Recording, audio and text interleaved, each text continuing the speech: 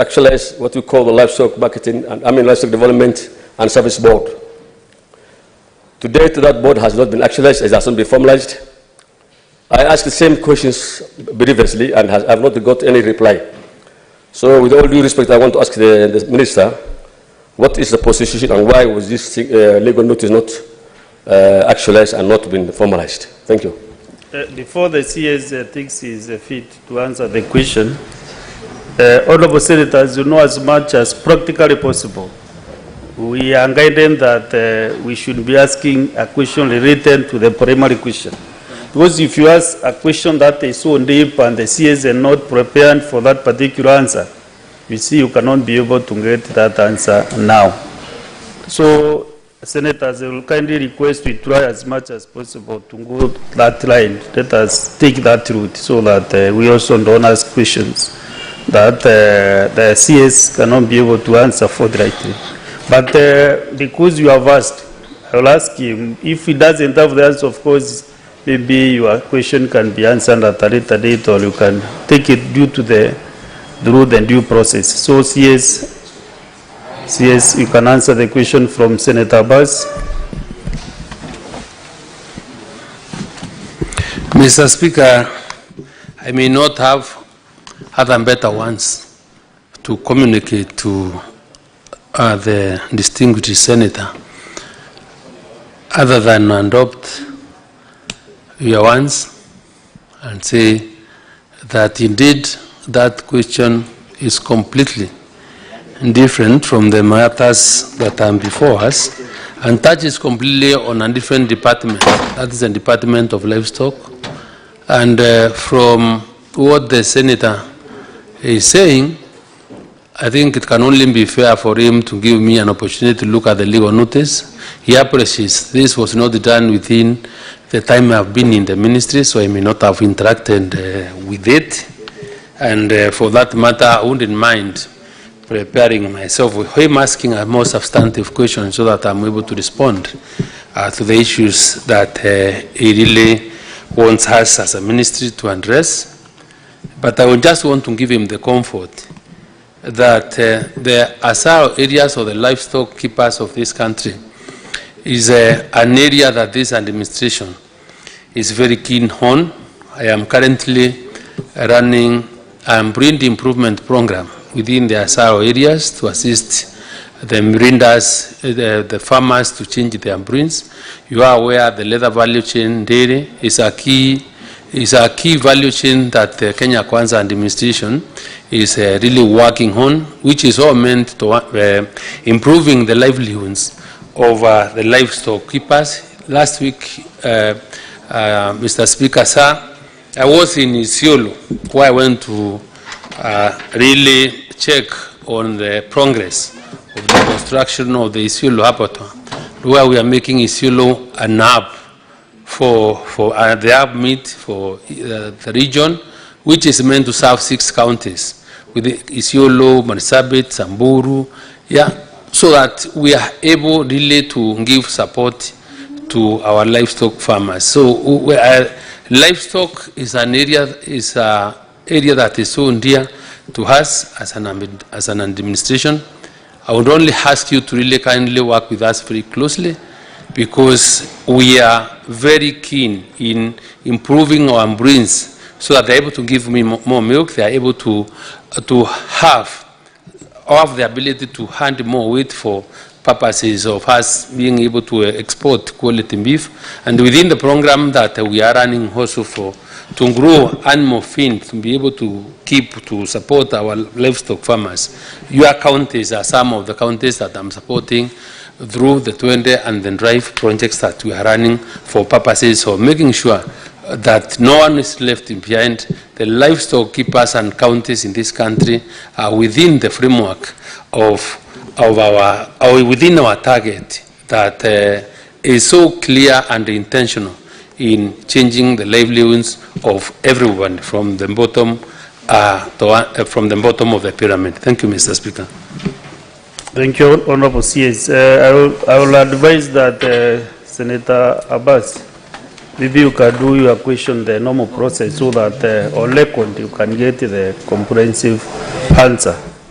I think that the CS has needed to also to explain the position at the moment. I have asked the same questions earlier through I made that statement. To date, I have not received any response. And this thing has been overdue. And then, the Livestock Development and Services Board, a very important board.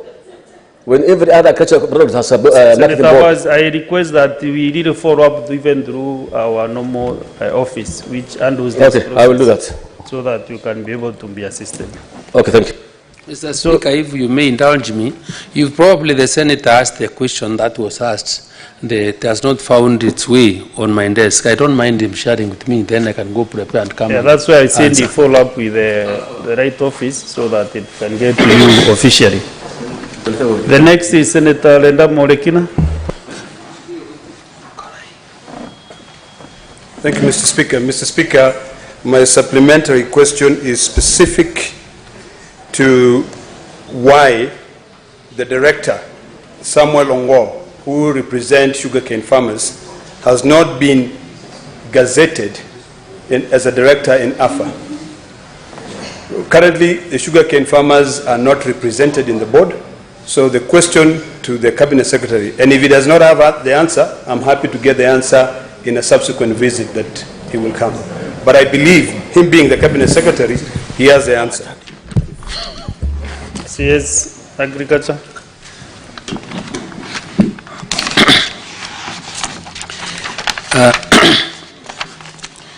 Mr. Speaker, let me say that I have a duty to give the Senate the true position of issues that this House would require from me, where I'm able to.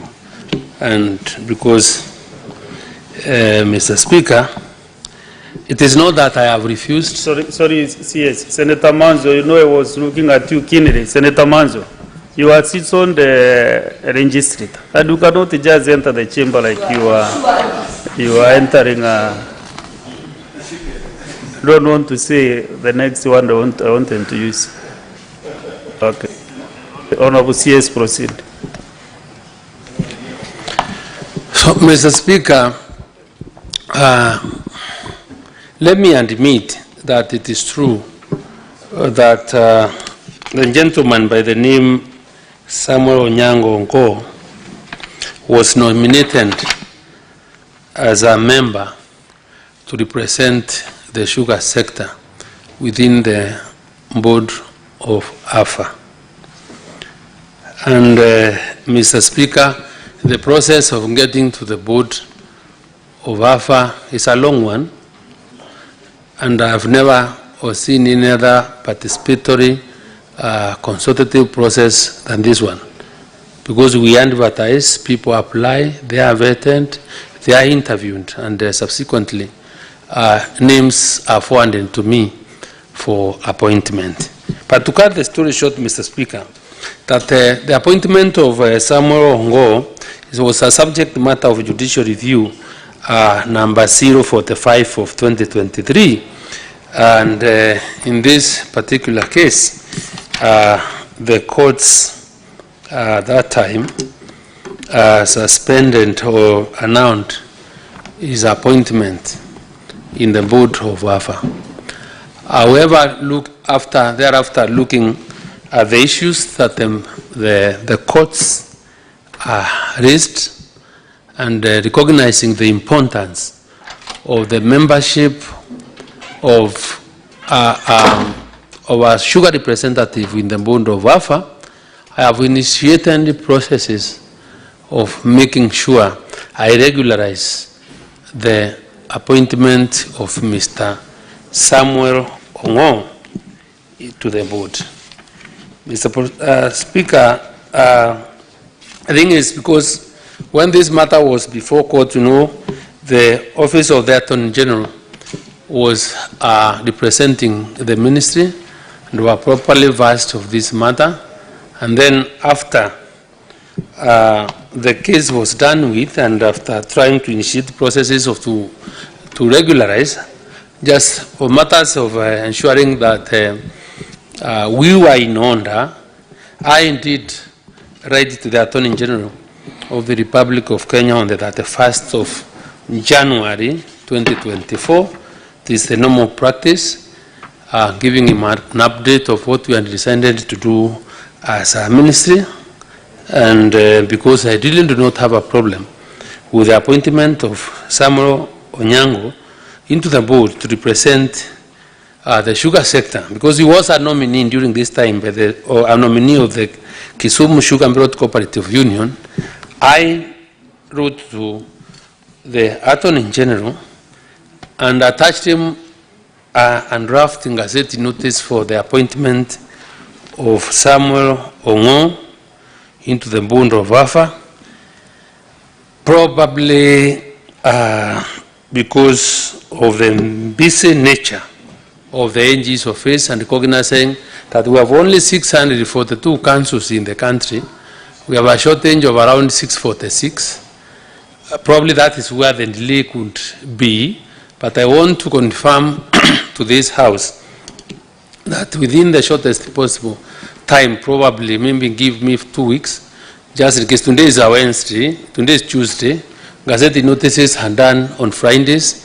If I'm not able to meet the deadline, because I have to go and chase and get to know the status, probably I can commit to have the gazette notice for the other week carry the name of Samuel Ongo as a board member to represent the Kisumu Sugar Bread Cooperative in the board of AFA. Thank you, Mr. Speaker.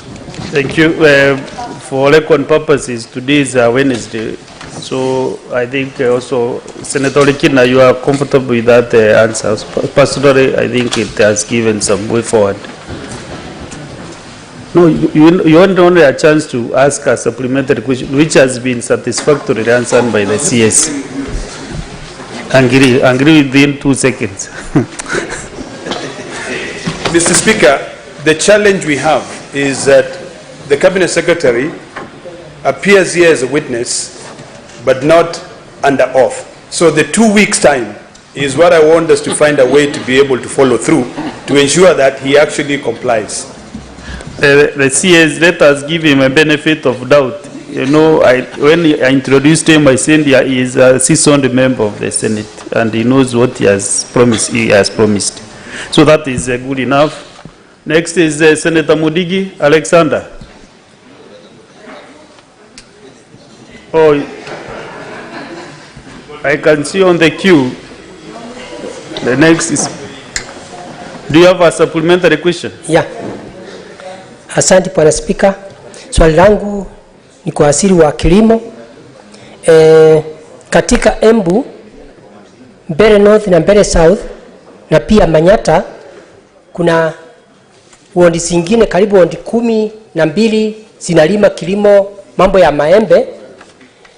Na unajua maembe iko katika agriculture, na agriculture ni njia moja ya kupunguza mambo ya janga la njaa.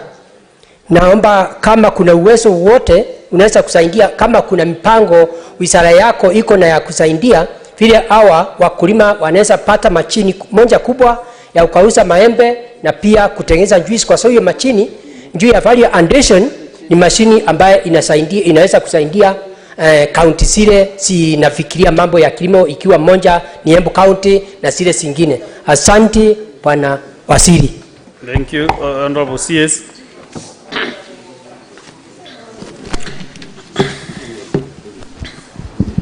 Kama sheria za bunge hazijabadilika, nafikiria swali lingeulizwa kwa Kiswahili, unarudi kwa Kiswahili.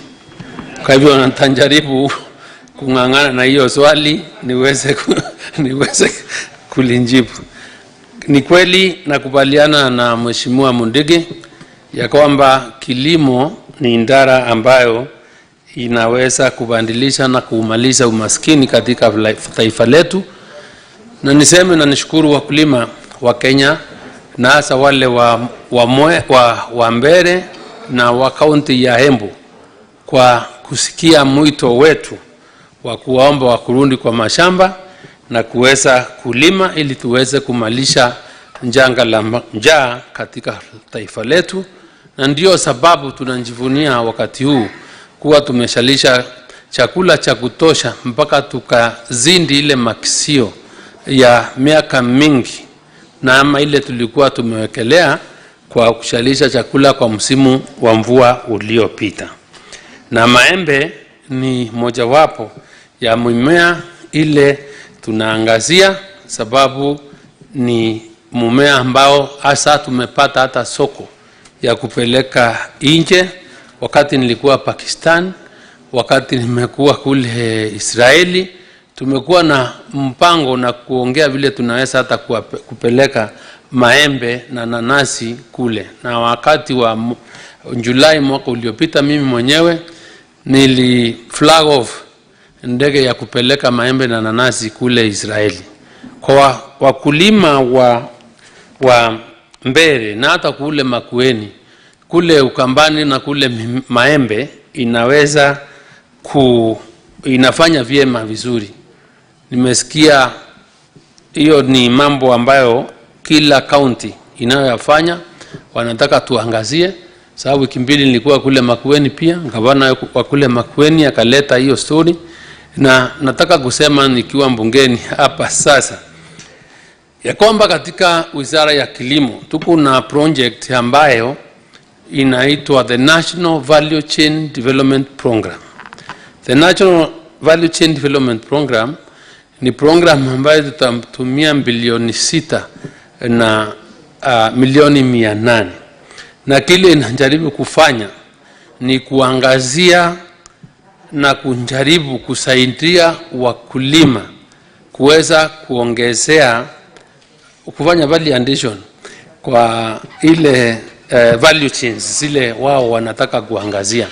Na kwa hivyo sababu hiyo program design yake ni kuweza kuafikia mambo kama hayo, na Bwana Mundigi ningesema ya kwamba pesa hiko, kile cha maana ni kuweza kukaa chini, mkae na gavana wenu na ma-MC wenu, sababu we are implementing the program, na tukishirikiana na watu wa county wa identify value chain yetu ni ya maembe, ni ya machungwa ama ni ya nini, basi zile resources ama zile pesa tuliko nazo tunaweza kusipeleka hapo zote.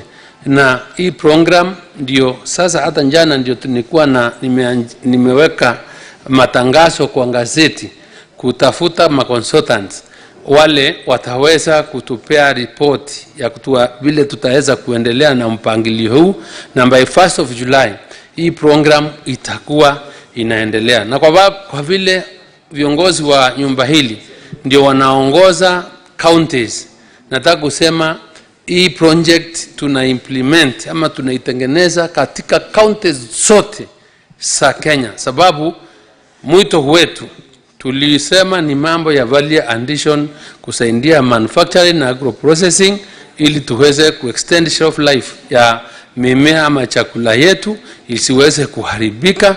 Kwa hivyo this is the opportunity. Kwa hivyo Mundigi, watu wako wapange pesa hiko, tutajipanga vile tutaweza kusaidia ndugu wetu wa kule Mbere North, na pia wale wengine wote ambao wangetaka mambo yafanyike kusaidia different value chains depending na ile county ulioko na kulingana kile mnazo kuza huko. Tuko tayari kuungana na viongozi tuweze kufanya hayo maneno. Asante.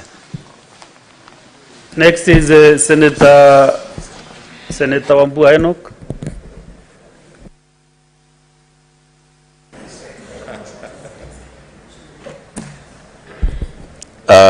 I thank you, Mr. Speaker.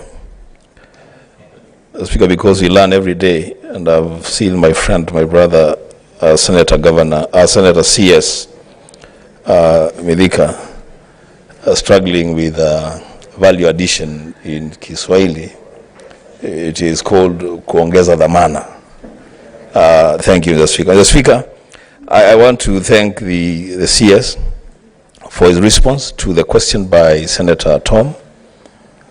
And now that Senator Tom has said that he is satisfied, I have a supplementary question relating to a promise, a good promise, that the President has pronounced himself on. In July 1st, during the Ushirika Day celebrations at KICC last year, the President committed on record that the government was going to be confronting the predatory cartels in the agriculture sector who have been exploiting farmers. And there was a clear direction on which way to go in terms of dealing with these cartels, especially now that a lot of farmers are getting their crops out of the farms. 3 ways were given. One, the President committed to work with county governments to secure farmers' crops from exploitation by cartels. There was a commitment to get foreign markets for our farm produce, and a commitment to what my brother was struggling with, to do value addition. So the benefit goes back to the farmers. Mr. Speaker, my supplementary question is, because those were going to be implemented through the Ministry of Agriculture, what progress has been made so far in securing and protecting farmers from these predatory cartels? Mr. Speaker, as I said, we are getting crops out of our farms now, and the CS knows that yours faithfully also tries a hand in farming. We have been invaded, seriously invaded, Mr. Speaker, by these cartels, seriously invaded. What protection are we getting from the government? What is the government doing to ensure that farmers don't continue to suffer in the hands of these cartels? I thank you, Mr. Speaker. Honorable CS.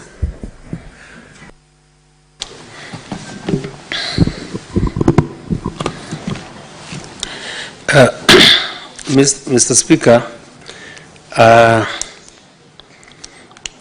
an implementer of presidential directives, and it is true the President directed that we need to do what it is practically possible to ensure that the interests of farmers are taken care of, we safeguard them from exploitation. And Mr. Speaker, we've been trying to address this particular question, but there is no quick fix that is so immediate on it. We are progressively getting there, and I would want to give examples on what we are doing. One, I want to thank the Committee on Delegated Legislation. I think I appeared before it. We discussed and passed the Strategic Food Reserve Regulations. And in these Strategic Food Reserve Regulations, we had identified certain classes of food crops that require to be identified as strategic food reserves. There I know it means maize, cereals like maize, we have beans, we have pulses, we even managed to get milk in there, because those are areas that we thought was very necessary, and with the concurrence of Parliament, we were able to classify them that. Why were we doing this? Is because we wanted to make sure that once, as we prepare or maintain our food balance sheet in the country and stocks, then we can able at the same time to offtake from farmers what is produced in excess, because that way we can easily be able to provide budgets to buy them as food strategic reserves for our inventory.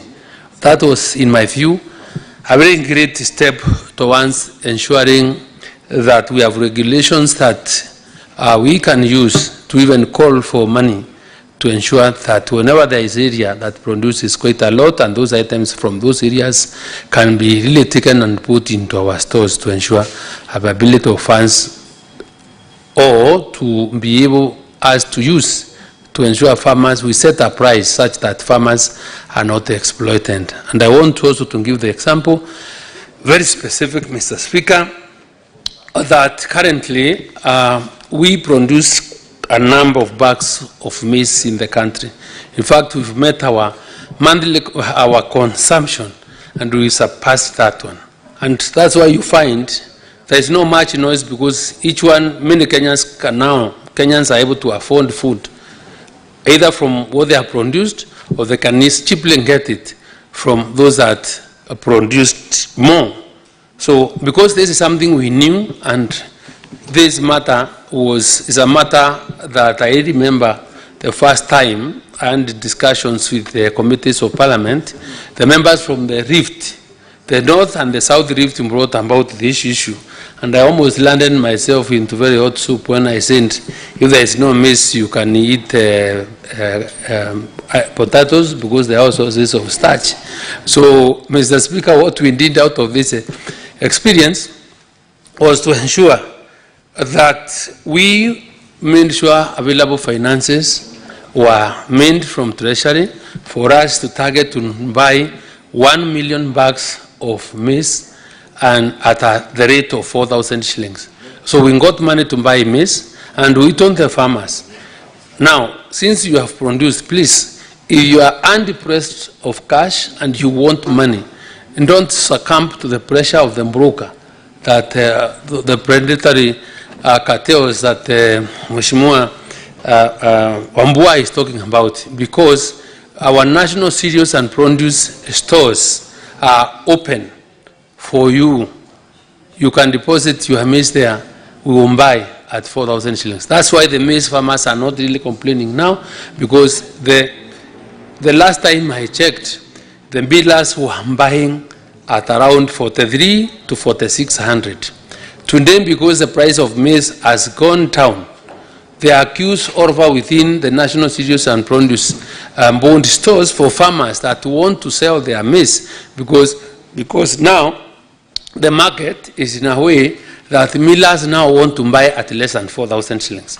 Because we are telling the people, please don't sell your maize at a loss or below 4, because the government has provided for money to NCPB to buy the maize. So that's how we have managed in this space to deal with them. Secondly, Mr. Speaker, we are implementing the warehouse receipt system, where Mr. Speaker, we are saying you have produced, you don't want to sell now, you have no pressure, but you require your cereals, you require your legumes properly stored. So our national cereals and stores is a warehouse for all the farmers in this country, and we have sufficient capacity. So you can deposit there, get a receipt, for you to sell at the appropriate time, or sell there, then, no, deposit there, you pick when you want, or you can still sell that maize or beans or dengu from whichever store at the appropriate time. So these are some of the measures that, the immediate measures we have put in place to ensure that our farmers are not exploited. I want to commit, because I'm making proposals to the National Assembly for provision of more resources, because our farmers are really now become very productive and have taken advantage of the fertilizer we have given them, the other inputs we are supporting the farmers with. So I expect there to be a greater bump harvest, and for that matter, there is a need for us really to prepare so that we cushion our farmers from these cartels. Cartels are all over Mheshimiwa, because even what is even happening in the sugar sector and the stalemate that we find ourselves in is out of the involvement of those cartels who do not want us to implement the reforms. Thank you, Mr. Speaker. Thank you, Honorable CS. Honorable Senators, I can see still we have a few other senators who have their supplementary questions, but due to some unavoidable circumstances, I will request Senator Tom Ojenda to ask question number 004, then we can continue with the supplementary questions thereafter. Thank you, Mr. Speaker, sir. Mr. Speaker, sir, question number 004 is addressed to the Cabinet Secretary, Cabinet Secretary for Agriculture and Livestock Development. And it's in 4 parts, Mr. Speaker, sir.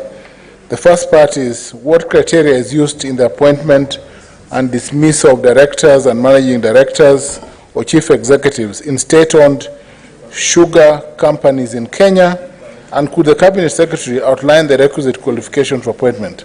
Secondly, could the Cabinet Secretary state the contractual terms and conditions for appointment of managing directors in state-owned sugar companies and clarify whether they are uniform across all companies? Part C, how many recruitment exercises for managing directors in state-owned sugar companies have been conducted since 2021? And could the Cabinet Secretary provide the long list, short list, and interview schedule with corresponding scores in respect of each of the exercises and disclose the respective reasons for disqualifications of the candidates? Mr. Speaker, sir, because they are somewhere number 3 and become the MDs effectively. Lastly, Mr. Speaker, sir, what measures has the government put in place to ensure the effective oversight of boards of directors of state-owned sugar companies, particularly with respect to the appointment and dismissal of managing directors, to ensure that they adhere to principles of good governance, transparency, and accountability? Thank you, Mr. Speaker.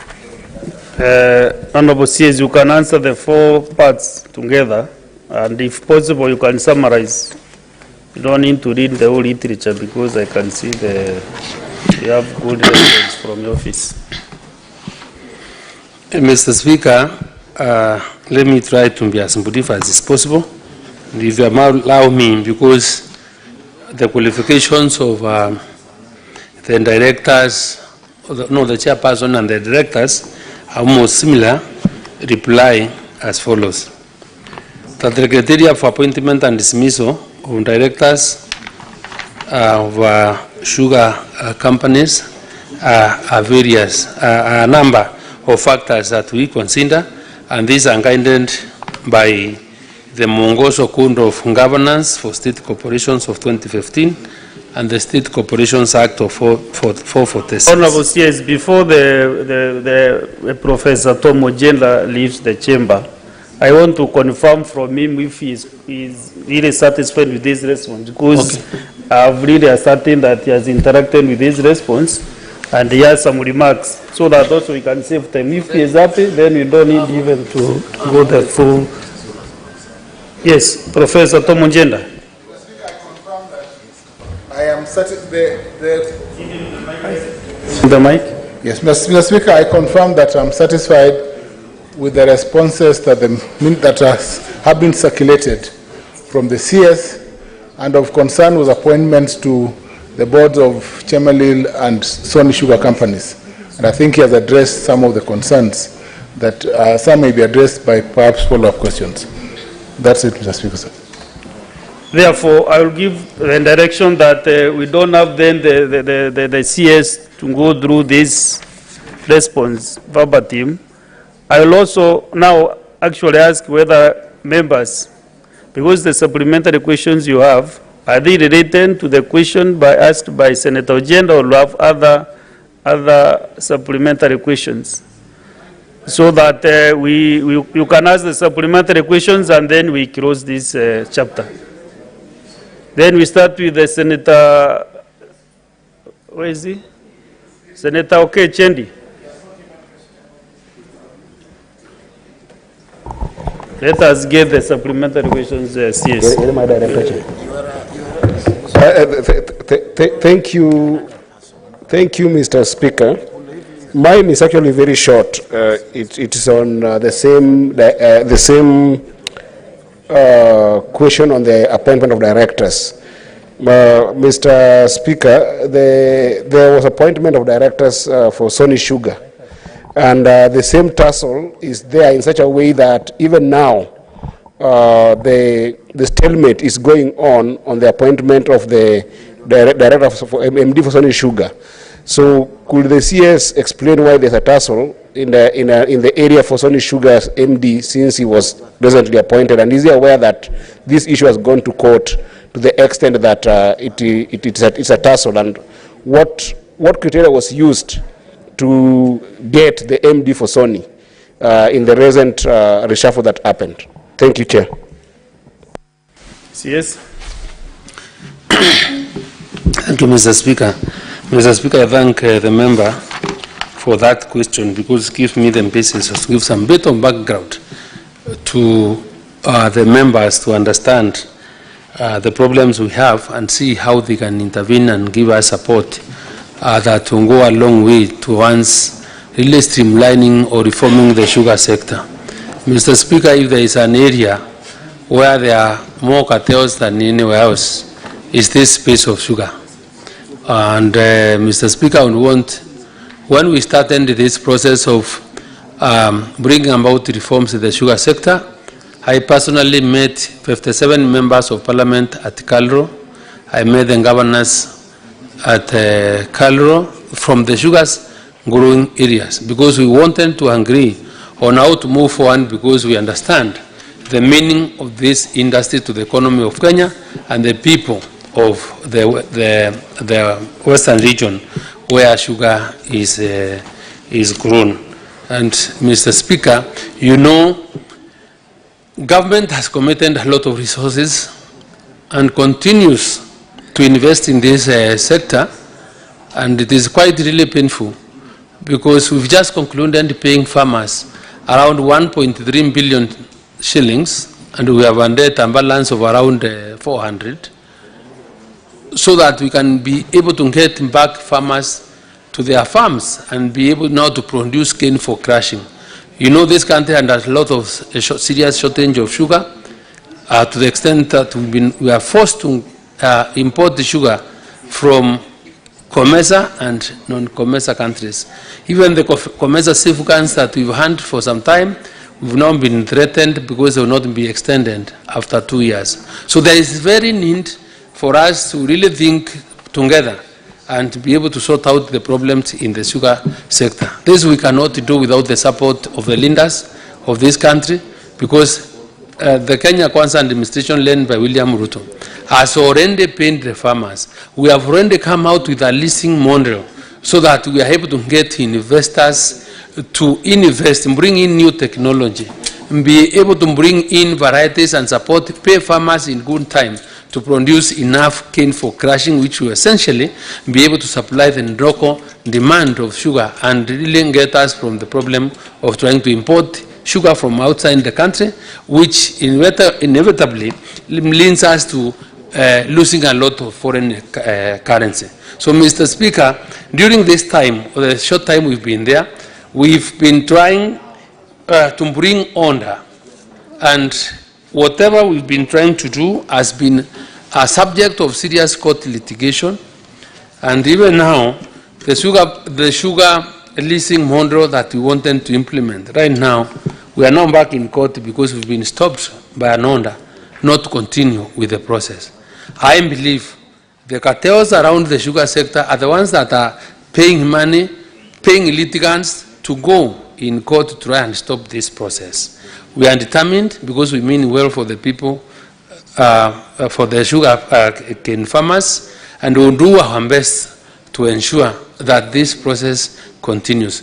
We have, Mr. Speaker, appointed, have appointed the MDs of companies.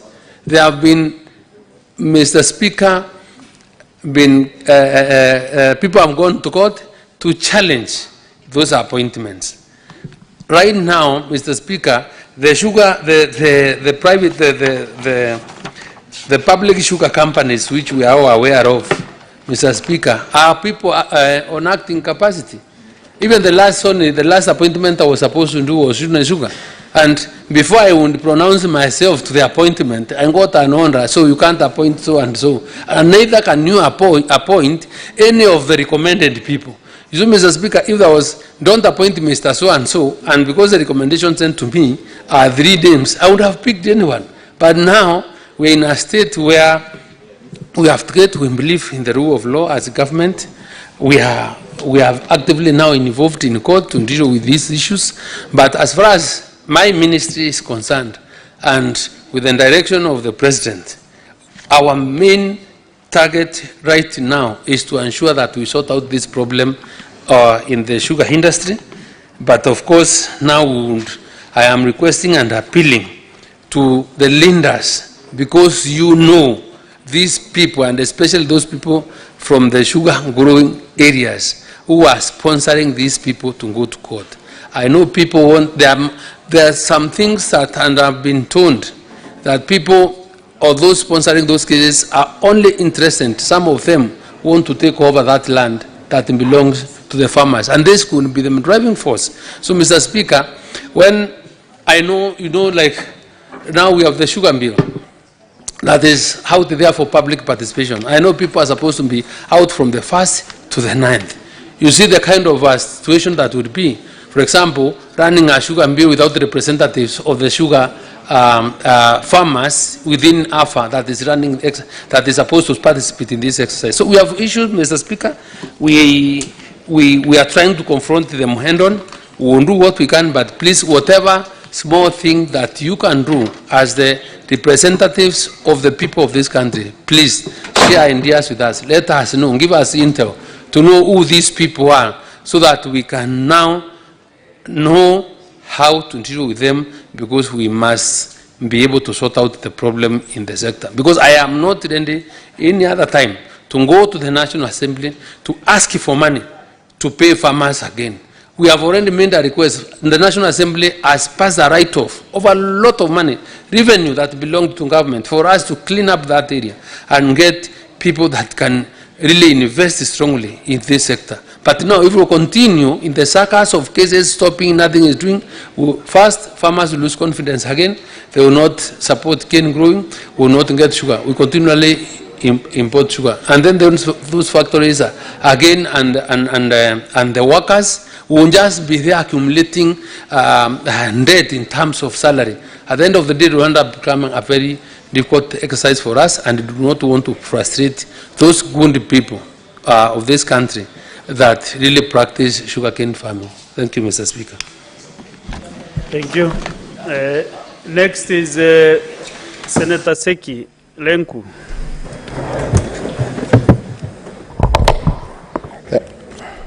Thank you, Honorable Speaker. Let me thank the Honorable Cabinet Secretary for Agriculture for answering a question, a supplementary question on farmers, particularly on the cartels and the plan that they have for the farmers, especially having in mind that we are expecting a bumper harvest for farmers this time. I want to ask a different question, because I think, Honorable Speaker, that question has been covered well. But I want to request the Honorable CS to give us a plan on the restocking of livestock in the country, knowing that you have a plan as a ministry, and still again directives of the President, and more particularly on Kajiado County, knowing that we have really lost a lot of farmers, livestock, during the last drought season. So maybe you can just answer that question, and if not, then you can definitely give us more answers later. But I think that is a question that is very much direct to him as a Cabinet Secretary. Thank you very much. Mr. Speaker, I think I can try to answer that question. There's no need for me to go and prepare for this. Mr. Speaker, the answer to this question is that we are aware, of course, the drought that we had claimed 2.5 million hens of cattle, we lost a lot of livestock during that time. And our farmers, our livestock keepers really require support. Is something we are aware of.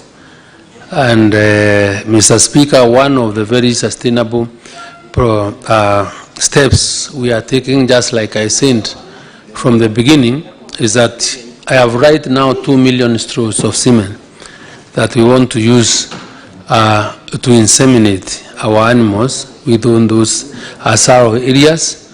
One, for them to change their breed, to improve on their quality in terms of milk and beef. Secondly, for those animals that remained, that's what we want to do. Secondly, Mr. Speaker, we have already started preparing ourselves to do the restocking that Mheshimiwa is really talking about. And just last week, the President directed me and Treasury to work together and raise 500 million shillings to ensure that we are able to support the farmers that lost their livestock. So we are in those discussions, and once I have the money, then we will be able to move with speed to ensure those farmers are able to be supported. Thank you. Thank you. Senator Mwinyi Haji Mohammed. Thank you, Mr. Speaker. Welcome, brother. Senator Linturi, CS Agriculture. My concern is the situation at the Mombasa tea auction. For the last 1 week, there have been reports that there has been a glut in the tea supply, and therefore the auction has not been doing well. And you know, tea is maybe one of the major foreign exchange earners of this country, and we are concerned that any glut or any problems in the market, it will create a situation where the farmers will earn less and the country will lose the foreign exchange. What is the government doing in order to maybe assist the farmers and the marketers of tea so that they can get better prices for their commodity? Thank you. Thank you, Mohamed Faki. Senator, Waziri. Mr. Speaker, allow me to appreciate Faki for his patriotism and concern about the well-being of the economy of the country, because the matter that is raising is not particular to Mombasa. It's not a thing grower. So I really want to appreciate you, Mheshimiwa, for thinking about other Kenyans. But simply, Mr. Speaker, I am aware of what is happening at the tea auction. I confirm it is true. If urgent measures are not taken, we are likely to experience serious glut in the market, and we will have our prices collapse. But, Mr. Speaker, one of the reasons why it's happening is the independent factories or tea farmers. We are trying to enforce a rule and a regulation on the reserve price, and because they are not very keen on maintaining a reserve price so that we maintain our price. That is what has caused us that problem. Secondly, some are also trying to get tea indirectly from the factories. You know, there is a story about indirect sales from the factories, and we are trying to see how to deal with the situation, but I can comfortably tell you this will not take long. Tomorrow I'm launching the tea report. Tomorrow, the progress and the future of tea looks quite good, despite that small problem out there. I really wanted immediately thereafter to go to China, because there is an arrangement we are discussing with China, because I want a more powerful delegation to China. We have to accommodate the Deputy President's diary so that we are able to go together to China, because we have gotten a market for a tea in China, and their capacity to take tea from Kenya is beyond our imagination. So we are going there, hoping that when we finalize and agreements have looked at them, we are ready for that. Once we are done, by around 15th of the month, we will be able now to ship out our tea. We want to ship out more tea to those other new destinations so that the local demand will create, the normal forces of supply and demand should take place, but will ensure that we will never have a lot of tea in Kenya that will really be able to collapse the auction, tea auction in Mombasa. Yesterday, I had a discussion with the ambassador of Egypt, and we have the joint committee JCC meeting taking place next week, and our idea was for them to be able to increase our exports to Egypt, Pakistan, and there's another one we want to push for Iran, so that at least we open greater market. We want to increase our exports simply, but the new markets that we have found is that of China. I also did flag off a container to Australia for tea, is another frontier we are opening. So once we mop out our processed tea here, I think everything else will be fine. Although we are also encouraging the value addition on our specialty teas, so that at least we are able to take control and take our market. In December last year, I appointed a gentleman that is really working day and night to end the tea boom of Kenya, which did not have a CEO for quite some time. This may have caused. So he's working on the regulations to ensure that the sector is properly managed. So please indulge us, give us as a mother 1 or 2 months, everything else will just be flowing. But I am aware, I thank you for the question, but we are really doing what we can. Thank you, Mr. Speaker. Thank you, CS, for the comprehensive answer.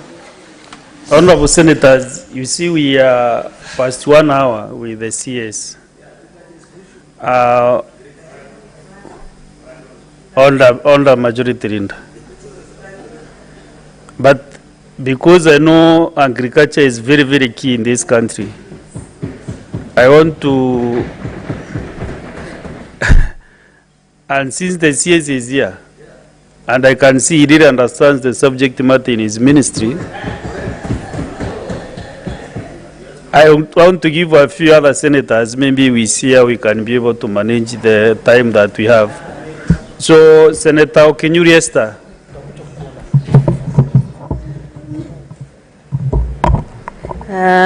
Thank you, Mr. Speaker.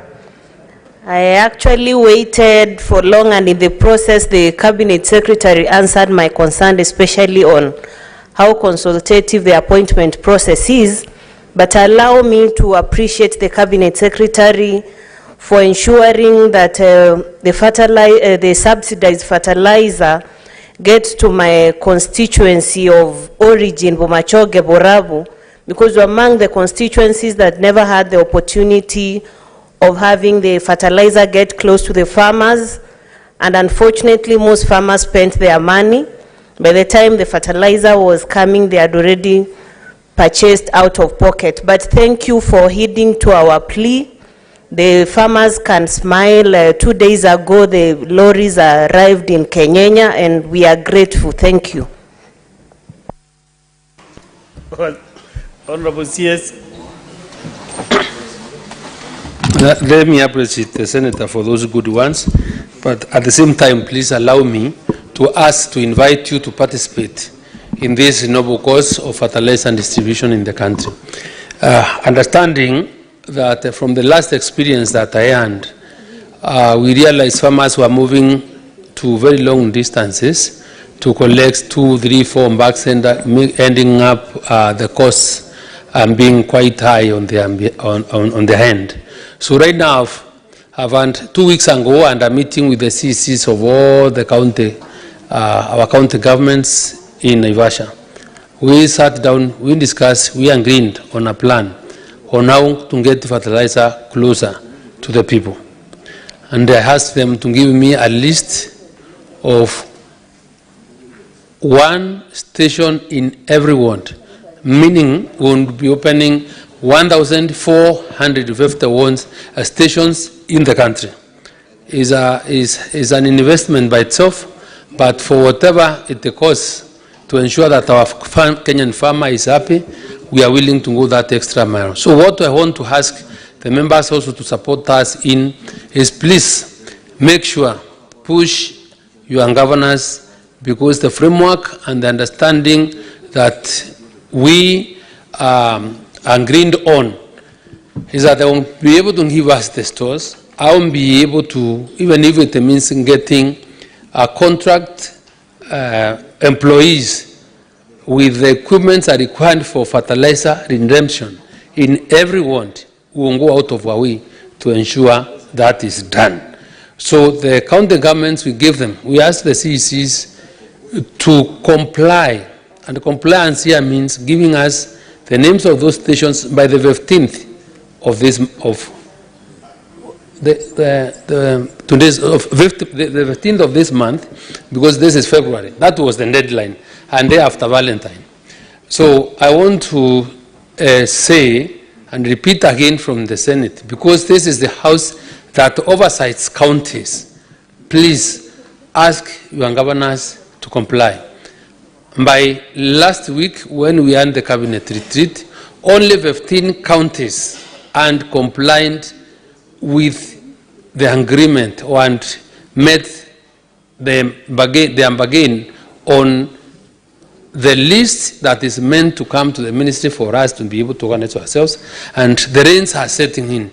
So please put pressure on them, let them send the list to my ministry so that we are able to get fertilizer to every ward, to a station in every ward, and be able to ensure farmers have access to fertilizer easily and cheaply, conveniently. Thank you. Next is Senator Mudhama Agnes Kavidu. Thank you, Mr. Speaker, for giving me this opportunity. Let me start by congratulating the CS for Agriculture, Mr. Linturi, who is the former senator in this House. I know when we speak here as senators, you understand what we are talking about and where we are coming from. And I want to congratulate you because you are really on the spot on answering the questions. But my worry and my concern is about mangos, avocados, and passions in Machakos County. Because farmers do a lot of work to bring up all these things, and by the time they are ready, farmers are only exploited by cartels who go there and buy a mango for 2 shillings. And they go and sell these mangoes even locally for 20 shillings a kilo, you know, and they are buying 1 piece for 2 shillings. What are you doing as the CS Agriculture to make sure farmers are not exploited? You've talked of July, talking to people, and avocados are almost ready now. Actually, some of them are ready. What are you doing to make sure that the farmers will not lose? Others end up giving these mangoes and even the avocados and, you know, these fruits to the cows because they have nowhere to sell them. And yet we encourage them to farm so that they can benefit and we can have enough. Why can't the government plan to bring machines for making juices and, you know, find market for these people so that they don't keep on suffering? Thank you, Mr. CS. You did not ask the CS the question. You asked me so that I can ask the CS.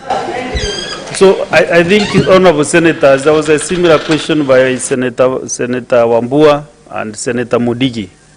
But the CS, you can really summarize again, because, and also Senators, let us avoid repeating the same questions, kindly. Okay. Mheshimiwa Kavindu was not here when I answered the question. But the question was asked by Wambua and a supplementary from Wamdiki.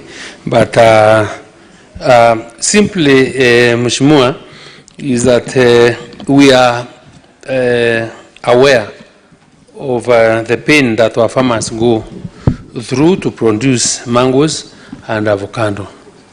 And one of the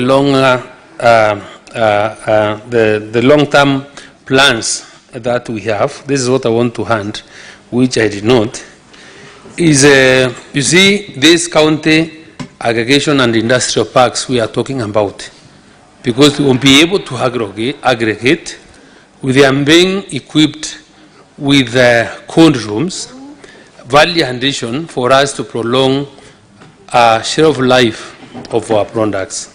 So if we are to prolong share of life, we are able to add value, we won't be able to create more value because we won't be able to squeeze oil from the avocado and whatever it is. That is something that is work in progress, and everybody knows that. You know, I also, before you came in, I was saying that issue of aggregation, and I also brought about the issue of having classified some of these commodities as strategic food reserves, so that we are able now to have bunches to really offtake. The other thing I did not mention, probably I would want to tell you, is that I mentioned about the new markets. The new markets we have opened, I talked about Israel, that I mentioned. We have an opportunity there, but you know what is happening now, nobody knew. I also said that I did not mention that we have procured other new markets in India. We flagged off the first consignment like 2 months ago for avocado to India. So that's another market we have opened for avocado, or these agricultural crops.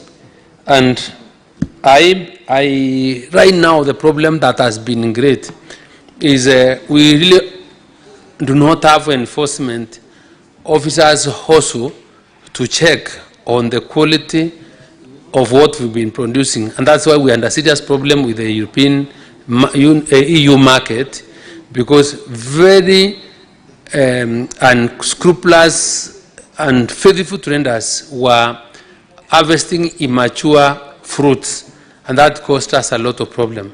And I want to appreciate HAFA, because HAFA has really moved into action to ensure that they enforce the regulations so that these other farmers do not really spoil our market. So once we are done with the value addition through aggregation, value addition with within these parks, within the counter aggregation parks, that problem will be half solved. The other thing is that we also, and the new administration is entirely looking at a new complete, the policy that we are adopting is economic. The contracts or the ambassadors targets that have is how they are able to really source for markets for our products outside the country. And I believe, because that there is that in general shift to economic diplomacy, we will be able to create more markets as we move into the future. Because I can tell you from where I sit, we have no capacity to feed the world. I can tell you, once I went for a conference, the whole world was sitting to discussing about the future of food in the country. Last week, I and the East and Central ministers from this region to discuss about food.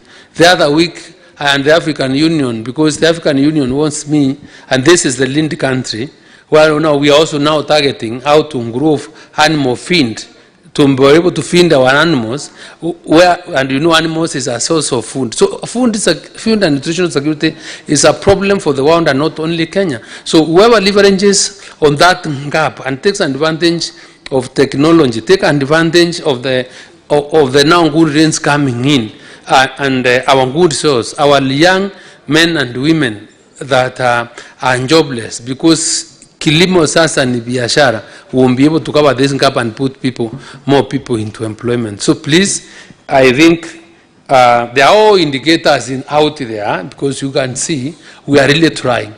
So I cannot give ourselves a mark, but at least everybody that has eyes can see the march we are doing, and I believe there is a bright future for the country, and the future is also bright for the people of this country, the young men and women of this country, the farmers of this country who really want to engage in farming. Thank you.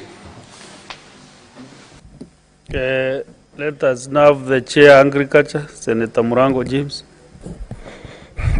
Asante sana, Mr. Speaker. Unajua kwa siku nyingi tukienda kwa waziri tunakuja kulalamika. Leo tutashukuru kwa sababu ya jambo moja ambao tulileta katika bunge la Seneti na ukafanya. Tulipoandika barua kamati ya kilimo kuhusu makandamia na kuinua marufuku ya kuuza makandamia ambayo ina maganda, ulifanya hivyo. Ilikuwa inatoka shilingi 30, saa hii inatoka shilingi 120 na mwezi ujao itafika shilingi 150. Hiyo ndio kufanya kazi na kusaidia wakulima. Lakini pia kuna barua nyingine itakuja mezani kuhusu pia wenzetu kutoka pwani kwa sababu ya korosho. Nayo pia iko na shinda hiyo. Ukifanya hivyo watu wenzetu pia wataweza kupata natija katika uzanji wa korosho katika eneo la pwani. Jambo la pili, waziri yangu tu naongea tu ndio uende nayo, ni kwamba tulipokuwa tumekaa kama kamati tulikuwa tunachunguza bajeti ya mwaka huu.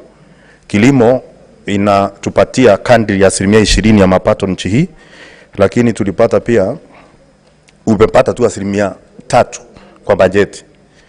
Tunajua ni mfalme wa mistari, pia sijui kama mistari imekupotea kidogo ukashindwa kutongoza wizara ya fedha kukupatia fedha zaidi, lakini muhimu iongezewe. Tutapeana pia barua zetu katika mbunge ili tuweza kustawisha kilimo kama itakuwa ni uti wa mgongo, na pia ili kuwa na usalama wa chakula nchini. Jambo la tatu karibu na mwisho ni konokono. Tumekuwa na kero kubwa sana wakulima mchele kutoka maeneo tofauti, Mwea, Mbunyara, Hero. Konokono imetusumbua sana, imekuwa kero. Na unajua waziri, konokono hana mwendo. Ingekuwa panya tungeelewa kwa sababu anakimbia. Ingekuwa nzige tungeelewa kwa sababu anapaa. Lakini konokono hana mwendo waziri. Hilo njanga tusipoliangalia vizuri hatutakuwa na mpunga haswa katika eneo la Mwea. Naomba kwamba ile taasisi inahusika katika kudhibiti wadudu waharibifu waweze kuangalia, na ndio ndiposa tumekualika tarehe 15 kule Mwea ukuje tuketi pamoja tuangalie suluhisho la jambo hilo. Na la mwisho, mbolea ya ruzuku imekuwa ni ya maana sana. Umeitisha majina, lakini kama mali nimetoka Kirinyaga vyama vya ushirika ni 14.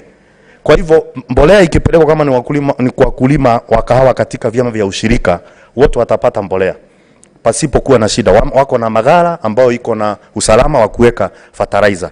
Kama ni mchele, shinda ni ile wale wanaolima mchele kwa sababu ya mbolea. Mbolea ya mchele ni tofauti sana.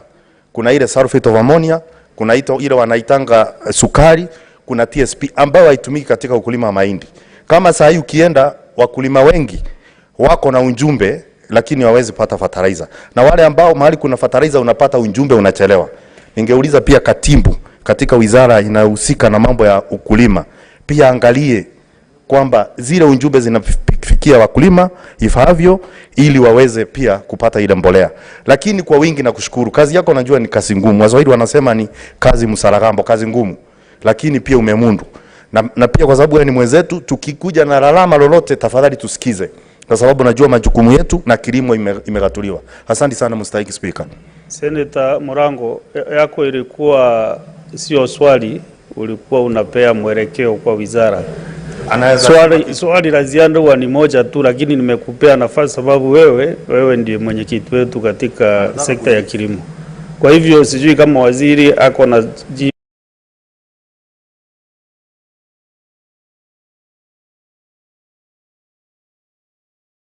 waziri. Bwana Speaker, nataka kusema ya kwamba ni kweli hiyo shinda ya mambo ya konokono ni swala sugu katika kule pande ya Mwea, na watu wa Mwea na washukuru sababu wameshalisha mchele sasa msimu uliopita na tani zile tumeshapata zimeongezeka, na kwa hivyo hiyo ni swala nitaweza kushughulikia, na niko huko Ijumaa saa 3 ya asubuhi, halafu nielekee Embu kwa Fundi Day pia ya mambo ya ng'ombe. Kwa hivyo nitakuja na wataalamu Friday ni waache huko akishughulika baada ya kumalizana na hii field ya mambo ya michele ya watu wa Mwea. Lakini nashukuru kwa mambo yale umesema, na pale tumeenda chini kidogo, tutajaribu kuweza kuinua ratili kidogo. Asante Speaker. Okay, Majority Leader, Senator Alon. Thank you, Mr. Speaker. I have a question to the Minister with regards to the distribution of the subsidized fertilizer program. Previously, when he appeared before the House, he had made a commitment that they are doing the last mile program for these programs, for this very useful program, so that farmers can pick it at the nearest possible location closest to their farms. And he had said they're in conversation even with owners of agrovets, so that even if farmers were to pay just something slightly above what the cost of a fertilizer is, but it is within walking distance where they can collect the fertilizer and go to their farms. Unfortunately, in the program as currently is designed, farmers still have to travel some significant distance. So what is the assurance that the Minister is giving this House that at the next phase, first of all, what went wrong? Because he had committed to us that that program will run successfully, so that the last mile part of the program is well executed. And what commitment is the Minister giving to us so that we know at the next phase, in the next planting season, a farmer will be able to walk to the nearest, maybe agrovet or primary school or wherever they decide to take it as a ministry, collect their fertilizer and go to their farms, because that's the only complaint that farmers still have up to date. I thank you, Mr. Speaker. No, yes, but you know, oh sorry, Mr. Speaker, Mr. Speaker, I think I don't know how to answer that question, but I want to be excused because Aaron is my friend and is the leader of majority. So I answered that question before you got here. The same frame and format. What we are doing, where we are today, but for purposes of clarity, I sent 2-3 weeks ago, I had a meeting in Naivasha with all the CCs in this country. We agreed that by the 15th of February, every governor will give us a list of 5 areas, 5 spots in his county, 5 areas in every ward in the constituency. So that we have 1,450 in the 14 let me be clear. We are opening areas for fertilizer and distribution in every ward. So identifying those areas where fertilizer won't be placed was placed on the governor. And we agreed with the CECs that by the 15th of February, please, let's have the list of those areas so that we are able to organize ourselves and deliver the fertilizer there.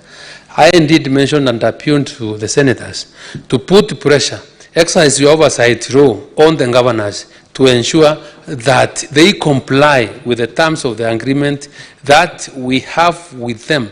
Because by last week, only 15 counties aren't compliant in the country. And the way I said compliance meant giving us those areas where we are supposed to take the fertilizer. It's a big thing for us because now we are already, the National Cereals and Produce Board is really working on getting young men and women on contract for fertilizer redemption. So, Majority Leader, that is what I had sent, and we are really committed. We really do not want to really have our farmers travel those long distances to get the fertilizer. Thank you. Yeah, the question was really well answered, but now that you have your neighbor around you, you are not attentive that time when the question was answered. Okay, now we go to Senator Orekina Ledama.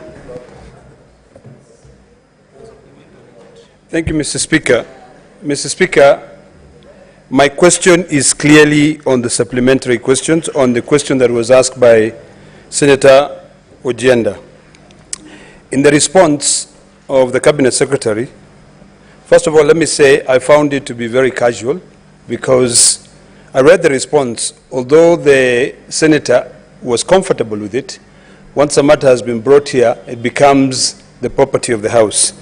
I just wanted the Cabinet Secretary to clearly give an indication on two things. Number one, the Cabinet Secretary in his response alluded to the fact that he is currently developing regulations to be able to control the transportation or to set up terms on the transportation of the cane. Because the question that was asked was on the cartels or syndicate which steals the cane from farmers before the cane gets to the millers. So if the Cabinet Secretary can expound on his response, because his response was only like 3 paragraphs, very short. And the last, he said the Cabinet Secretary is in the process of making regulations to provide for the management of weighbridge to ensure fairness in sugarcane weighing. While at that, Mr. Speaker, the Cabinet Secretary, can the Cabinet Secretary tell this House what the ministry is doing now that the Ministry of Agriculture, although agriculture is devolved, has got the majority of the budget? What are they doing to be able to assist, reduce the cost of inputs in the sugarcane farming? Because there are new taxes, and I'm sure when taxes are introduced, the Cabinet Secretary is the one who proposes them through the Ministry of Treasury. These taxes on transportation of sugarcane, taxes on fertilizer, taxes on harvesting, and then after that, when the sugar is sold, there is also VAT on it. So if the Cabinet Secretary can expound a little bit on those regulations, if the regulations are going to deal with that, we'd really appreciate it. I wanted to listen to you first. You know you are taking us back to question 003, correct, which we dispensed of. Now, just have your seat, kindly. And I remember even during that question, I give you an opportunity, 003.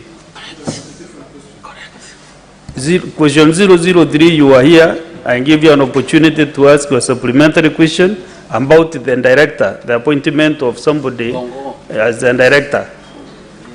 Question 003, which is the one you are reading.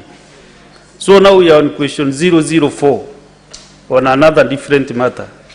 So you are taking us back to where we were, and I give you also an opportunity. You ask a supplementary question. No, you should read the first also, you know. Randama, you are not an amateur in the Senate. So I don't know whether the CS has anything to respond to, because that is the answer he gave long time ago. So let's go to Senator William Cheptumo. I am ready. Thank you, Mr. Speaker. Okay. Just a minute, Senator Cheptumo. But you know, Honorable CS, the Speaker has made a ruling that we dispensed of question 003. It's not the one. Just comply with the Speaker's directive, so that the other senators are lined up here to ask a question relevant to question 004, kindly. Mr. Speaker, I'm not answering the question. Yeah, sorry? It's not the one I'm answering. There is only an area on the tax. Proceed. Yes, thank you. Thank you, sir, Mr. Speaker, for really protecting me, because I know when I used to be here, I would never be asked to ask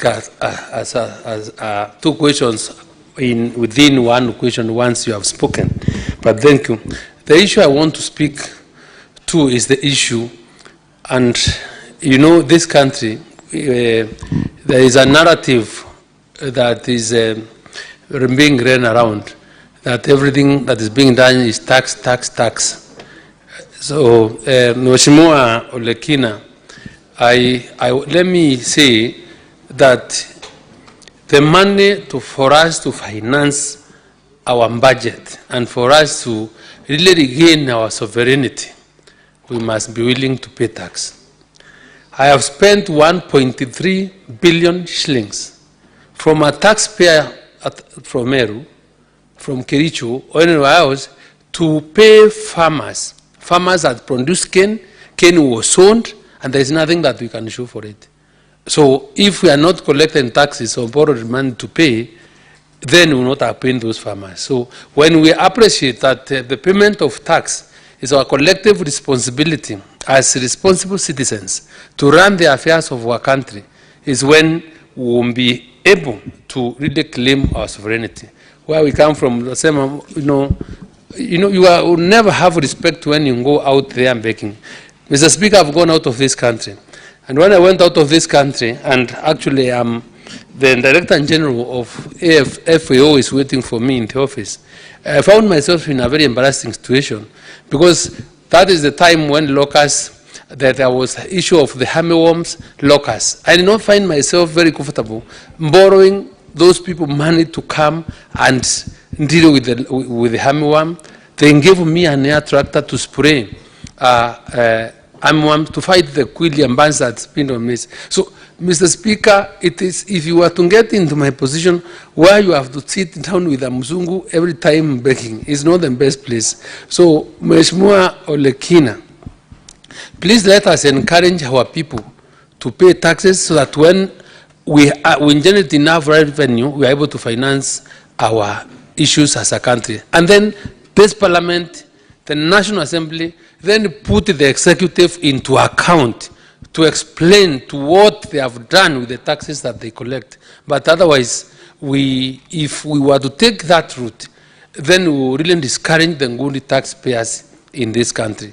So, Mr. Speaker, that's what I want to say. I don't want to ask question, but I only wanted my friend to know that payment of tax is our responsibility. You know, when my president or my boss and being called Disakayo throughout, and a narrative is being created to show or to demonstrate as if he has no feelings. And because I sit there and I know how difficult it is to raise resources and finance our own budget, and Kenyans are being discouraged on the payment of tax, it really hurts me because I have served in both sides and I know really what it means. Thank you, Mr. Speaker. Thank you. Senator Cheptumo, proceed. Thank you, Mr. Speaker.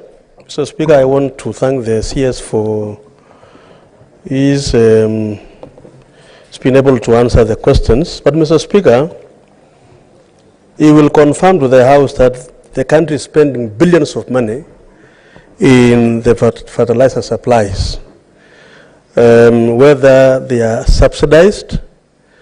I believe your budget for fertilizers is in billions.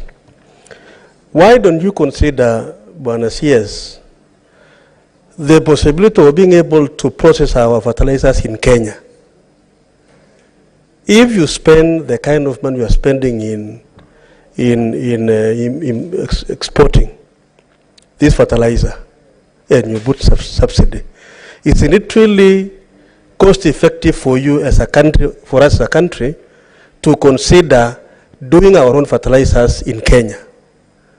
That will save this country foreign exchange. It will save us the taxpayers' money.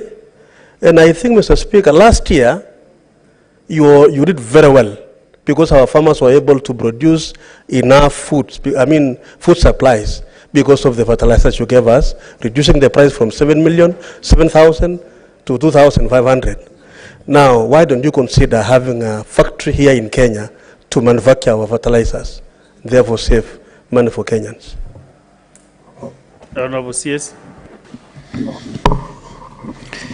Mr. Speaker, the member for Baringo has raised a very important issue, and I wish we would be able to generate and gather support from many members and Kenyans of goodwill for this country to get at that level.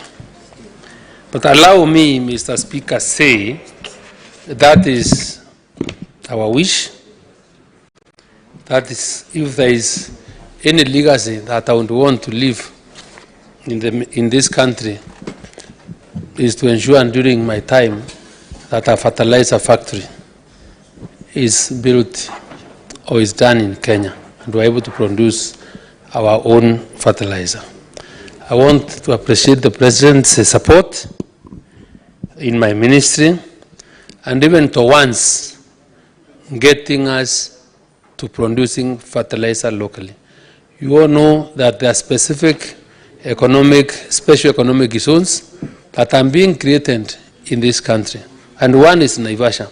So, Mheshimiwa Zeptumo, one of the negotiations we are making with potential investors in the country, in a forum that we sit on, discuss, any bilateral meeting that we do with people that have capacity to support us in fertilizer production, is the creation or setting up of a fertilizer factory in the country. The discussions are ongoing. One of the areas we have targeted is Naivasha because of the necessary material. Number two, Mr. Speaker, the fertilizer that is being appreciated by nearly everyone is a fertilizer that the President directed me to go and check the factory in Dodoma in Tanzania. And when I went to Tanzania last year when we were starting this program, I found a factory in Tanzania, sat with the Minister for Agriculture in Tanzania and told me how effective the fertilizer was and its ability to increase yields by over 40%. I listened to him, I had them reported to my boss, and he told me what you need to do is move with speed and see whether we can try. I want to confirm, Mr. Speaker, when I met that investor, the Tanzanian government was very cagey because they thought you would get the investor outside Tanzania. They didn't have a problem, and they thank the government of Tanzania for allowing us to export fertilizer from Tanzania, which fertilizer was fifth chemical, fifth organic, and the healing effects of that fertilizer to ourselves, because most of them are acidic, has been tremendous. So we've been in discussions. That company is called Tracom. Is himself from Burundi. Is a serious investor from Burundi. That is the fertilizer personally I've used in FIME. So I would want to encourage people to try that fertilizer from a company called Tracom. It's called Fomi Kuza, Fomi Otesha.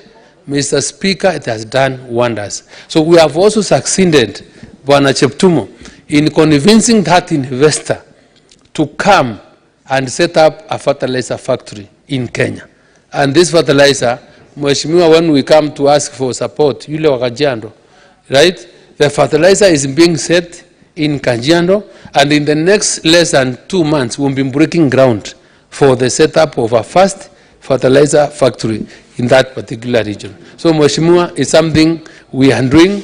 We are happy that you people have such ideas and you want to support us in this, but we are on course. We want to make sure it is done. Thank you, Mr. Speaker.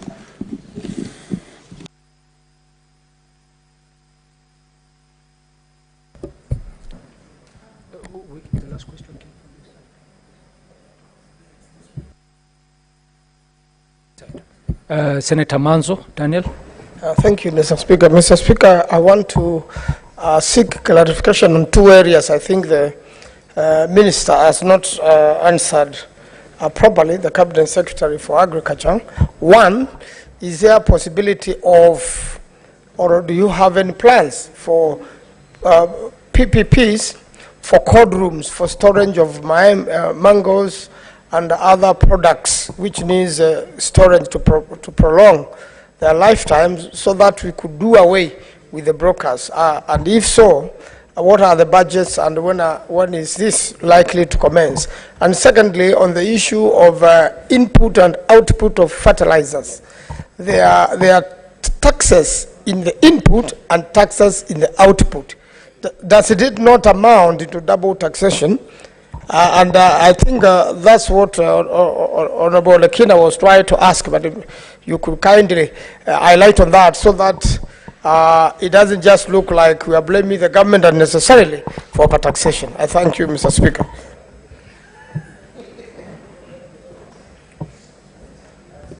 CS, please respond.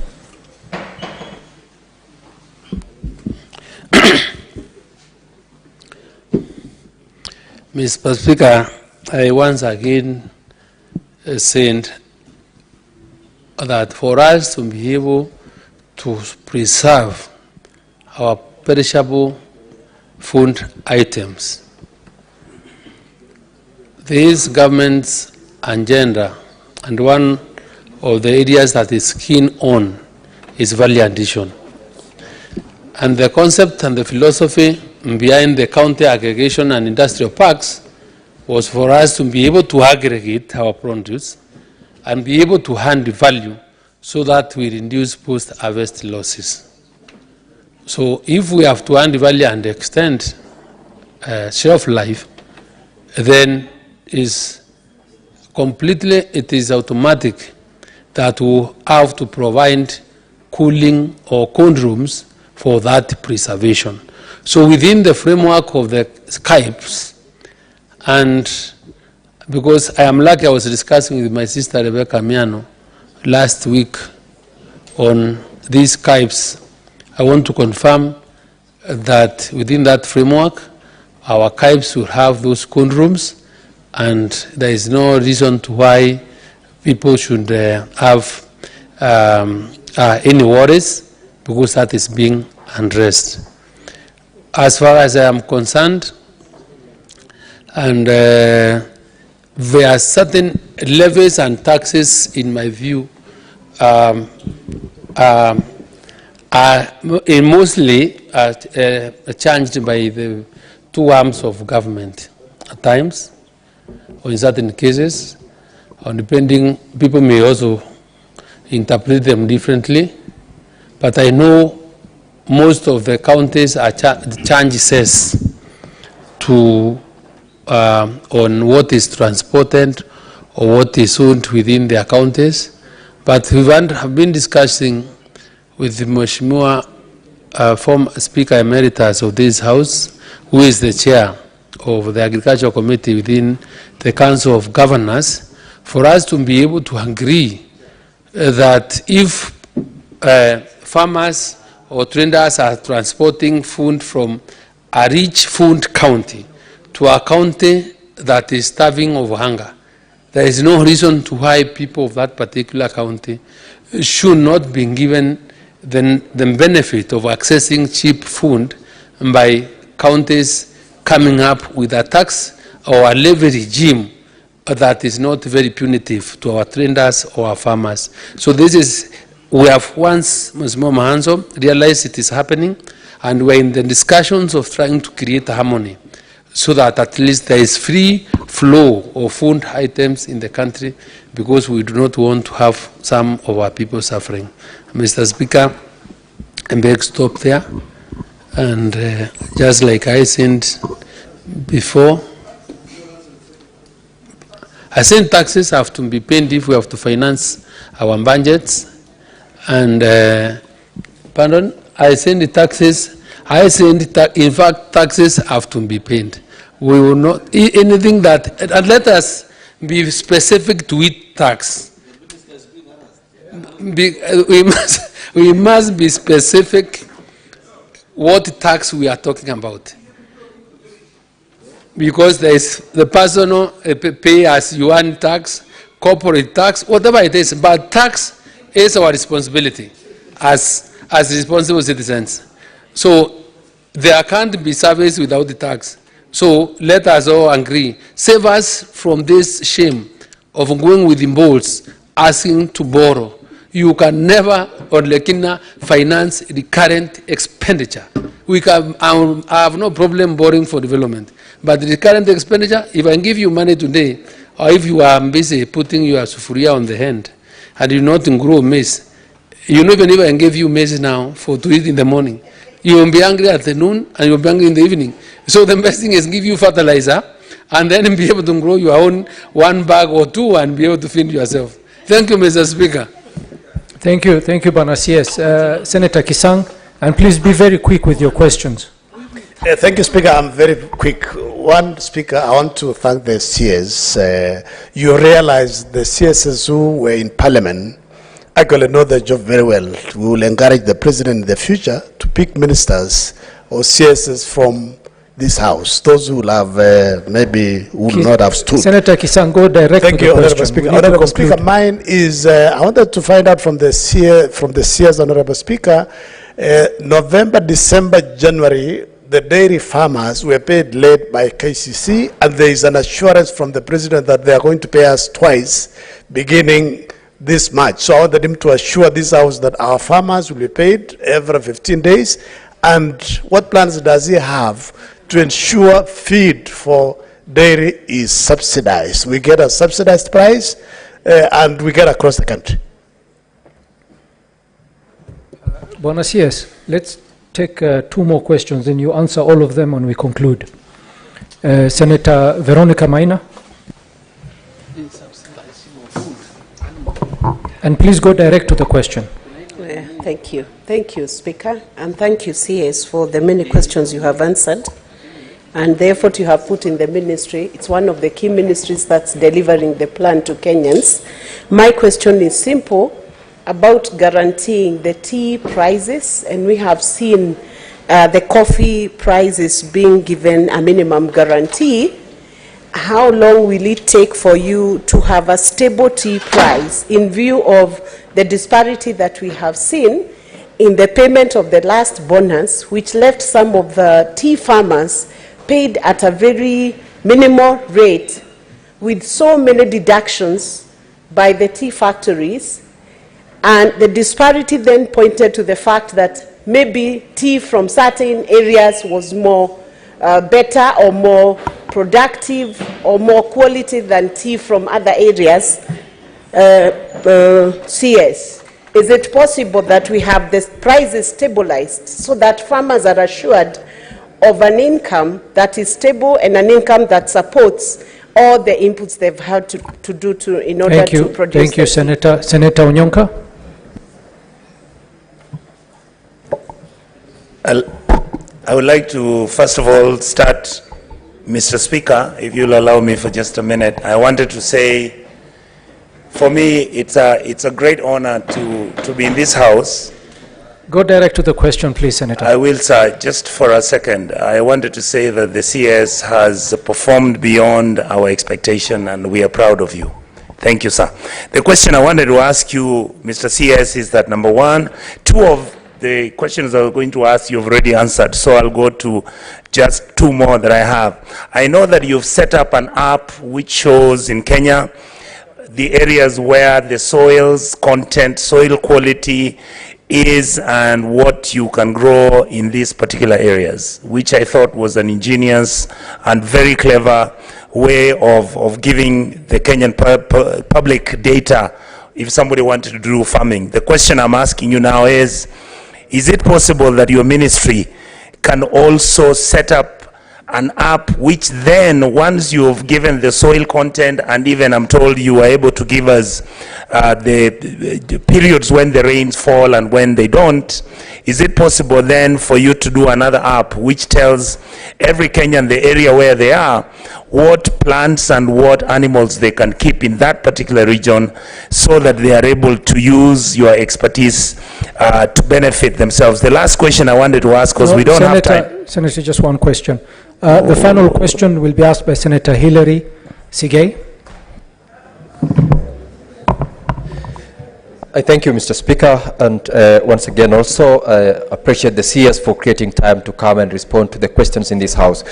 My question, Honorable CS, is about supplementary to the question on the e-subsidy fertilizer, the USST code that the ministry has introduced with regards to the registration, the new registration regime for farmers.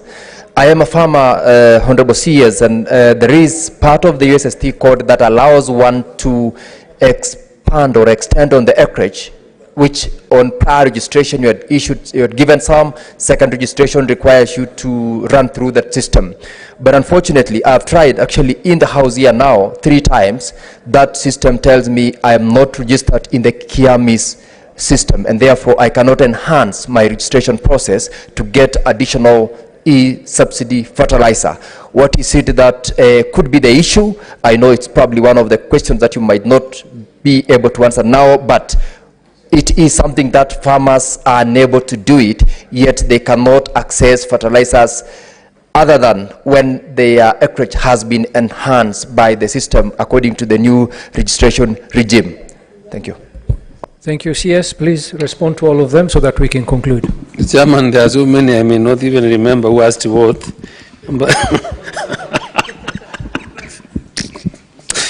But, Chairman, let me be able to respond, Chairman, and I think I will start, if you allow me, I'll start by answering the question Senator from Cherargei, we need on- to conclude. on subsidizing The CS animal had feed. communicated to the House, the CS had priorly communicated to the House that he had a prior engagement, and we have kept him here for almost 2 hours. So it is time that we conclude this matter so that we can give leave to the CS and we can continue with other business. Please, Senator Cherargei. Thank you. CS, please continue with the answer. So, Mr. Speaker, thank you very much. And the question was raised on whether or what we are doing to ensure there is access of cheap quality animal feed, or what we've been doing. I want to remind the members that when we are in these problems, I indeed request Treasury. CS, just one moment, please. What is your point of order, Senator Cherargei? Mr. Speaker, I thought we had agreed that agriculture is a very important. Would it hurt if we are joining at 1 to give us 1 minute, so that we can see how we can proceed, Mr. Speaker? What is your point of order, Senator Cherargei? My point of order, Mr. Speaker, is on the standing order 41 on quorum of the proceedings of the Senate. Since the CS has another matter, we can adjourn and maybe invite him. Mr. Speaker, the House is not looking around. We don't have appropriate quorum, Mr. Speaker. Senator Cherargei, we were just about to conclude. Yes. There's no quorum.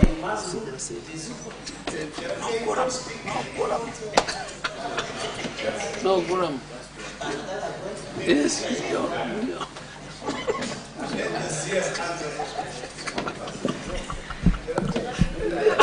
Senator Cherargei, we were just about to conclude, but I do actually confirm that there is no quorum, so we'll have to ring the bell for 10 minutes.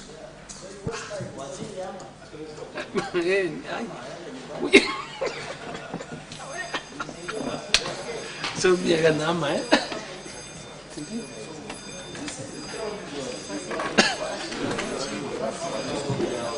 So mimi niame. So umenirelease ama niendelee?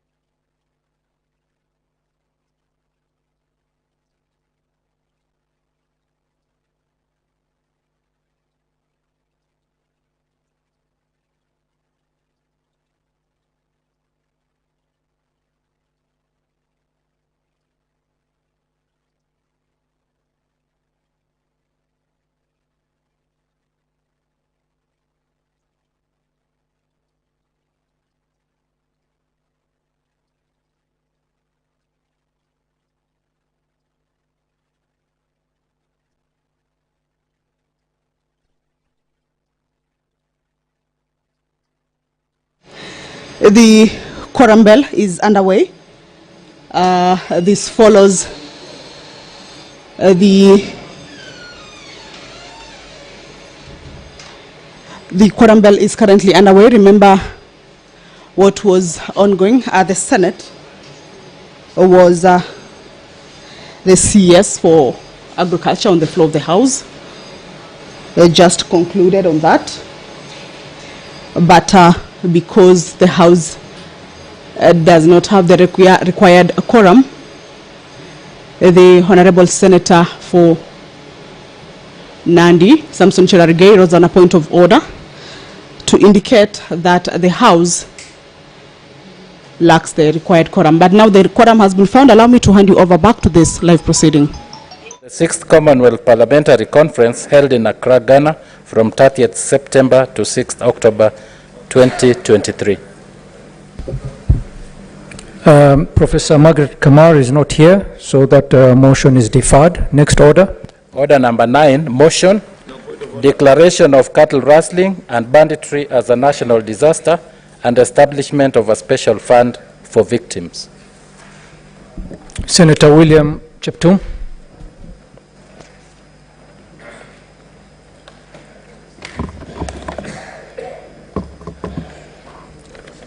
Thank you, Mr. Speaker.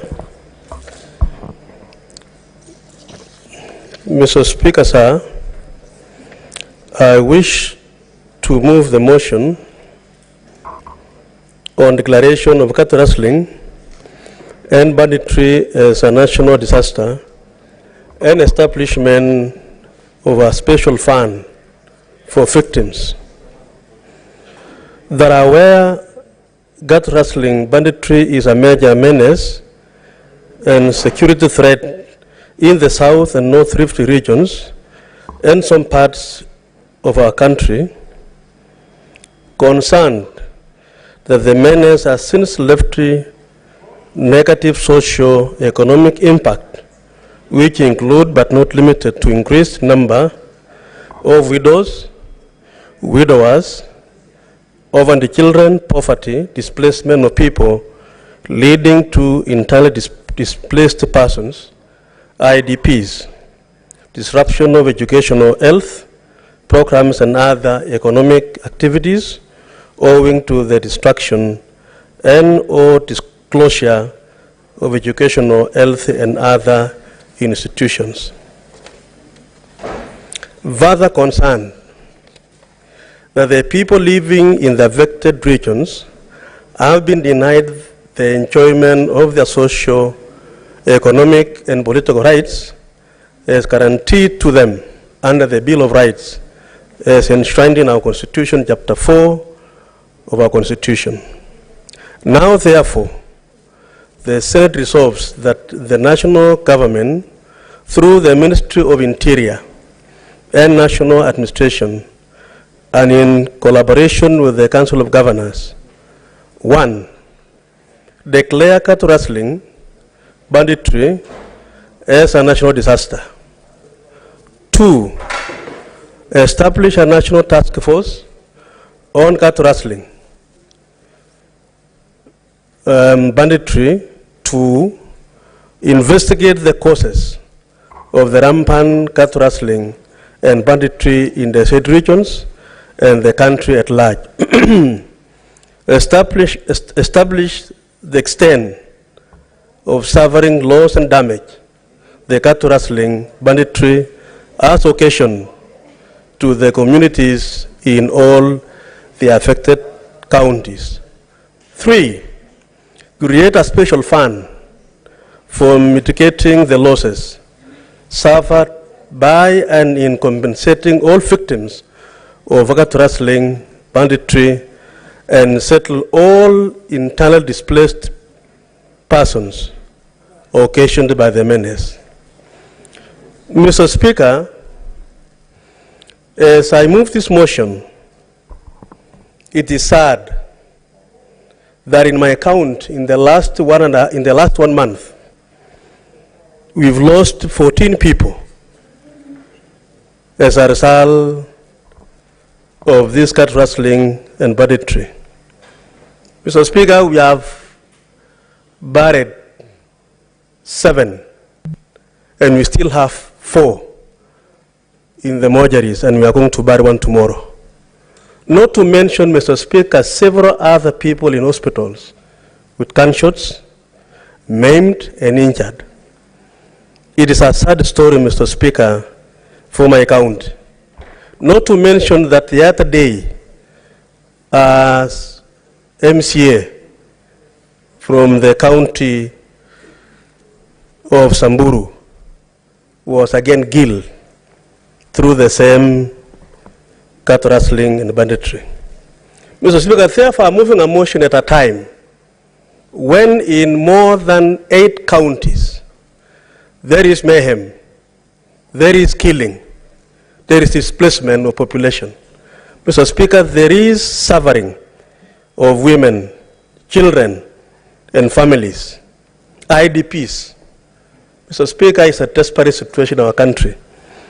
And I want to speak to the country that this House will have a moment and a chance now, Mr. Speaker, to debate this motion and be able to make a resolution that is going to help to sort out this issue. Mr. Speaker, cattle rustling and banditry has been identified as a major threat to security of our country, and particularly in about 7 or so counties. Baringo, my county, Elgeyo Marakwet, West Pokot, Turkana, Isholo, Marsabit, Laikipia. Mr. Speaker, these are counties inhabited by well over 8.8 million Kenyans, 1.7 million households who depend directly and entirely on livestock for their day-to-day living, for food, for clothing, to educate their children, and so on. In other words, Mr. Speaker, they divine life through their livestock in terms of sustainability. So for 90% depend on livestock. Mr. Speaker, this menace has caused a lot of suffering in these communities and has caused serious socio-economic impact. Mr. Speaker, allow me just to mention some of the issues that I have witnessed myself. Mr. Speaker, as I speak in this House, I became a victim of this situation in 1977 when my home was raided.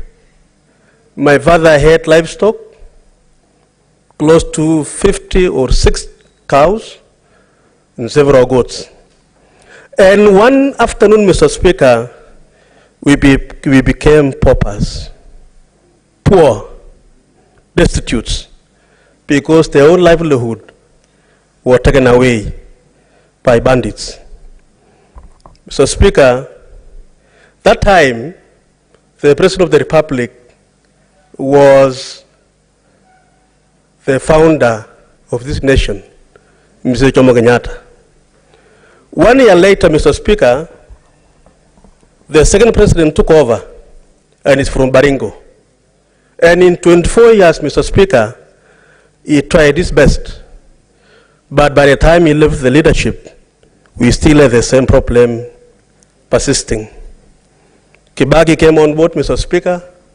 For 10 years, the situation remains desperate. Kenyatta too, that is Uhuru Muigai Kenyatta, took over leadership. Unfortunately, like his father, he was unable to sort out this problem. Mr. Speaker, today, we have the 5th President of the Republic. It is my hope that this administration, Mr. Speaker, will be the administration to sort out this problem. And our head of state has been clear, he's made it public that it is his desire to ensure that Kenya will be secure under his leadership. And so, Mr. Speaker, you are talking of a situation that has persisted for close to our independence. From 1977, Mr. Speaker, up to today, you talk of 49 years of suffering.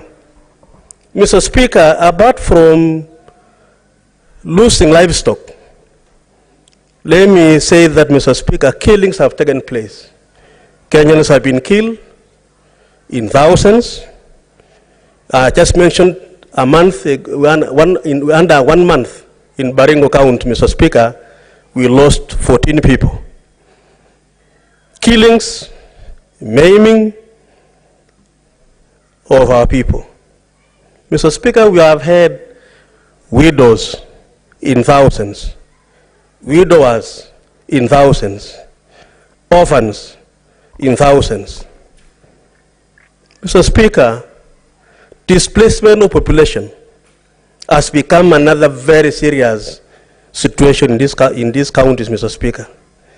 In the process of raiding by the bandits, population, Mr. Speaker, people are moved from their homes.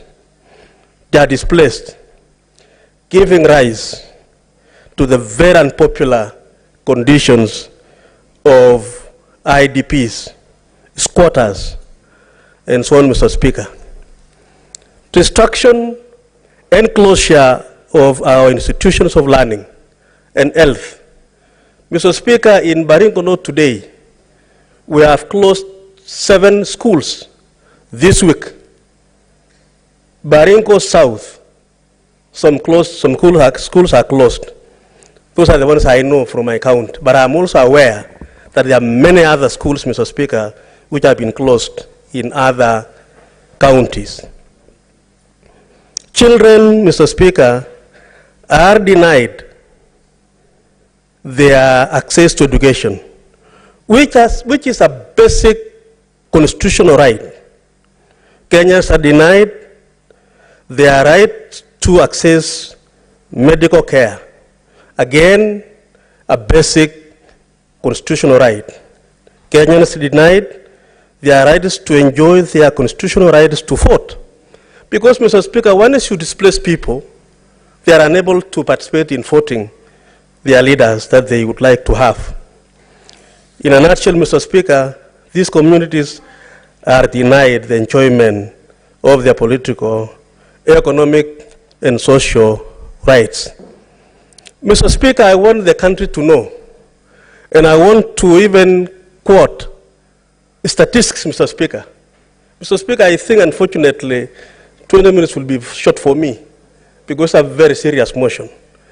Mr. Speaker, ICAD, Center for Pastoral Areas and Livestock Development, show that between 2014 and 2016, only 3 years, Mr. Speaker, a total loss of livestock through cat rustling and banditry, Mr. Speaker, is worth 14.7 billion, which is about 4.9 billion annually. While total loss of displacement of people in terms of loss is 140.6 billion. Mr. Speaker, in 3 years alone, the loss arising from displacement and from stealing of livestock is 154 billion. Mr. Speaker, that is only for 3 years, between 2014 and 2016. And I said earlier, these men started from 1977. You can imagine, Mr. Speaker, the total cost when you look at it in terms of 49 years. It's massive. Mr. Speaker, why do I want this to be declared national disaster? The National Policy for Disaster Management defines disaster as follows, and I think, Mr. Speaker, this is very important for my colleagues to listen. Disaster is defined as follows: serious disruption of the functioning of a community or society, causing widespread human, material, economic, or environmental losses, which exceeds the ability of the affected communities and society to cope using its own resources. Mr. Speaker, I submit that the cattle rustling has caused serious disruption of functions of the communities. I submit that cattle rustling has caused widespread human suffering. I submit to the House, Mr. Speaker, that cattle rustling exceeds the ability of communities to cope up with the situation. It is therefore the reasons why I submit that this House, that cattle rustling is indeed a disaster and should therefore be declared as a national disaster, Mr. Speaker. Mr. Speaker,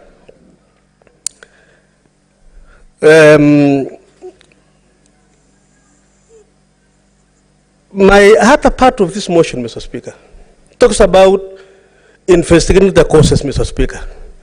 That can only be done by this national task force, Mr. Speaker, I'm proposing that we establish it, Mr. Speaker, to go around the country in these counties, ask the questions, understand from the people the causes of this cattle rustling and banditry, Mr. Speaker. Mr. Speaker, let me say this. Those of us from minorities, those of us, Mr. Speaker, from pastoral communities, Mr. Speaker, for a very long time have been left aside.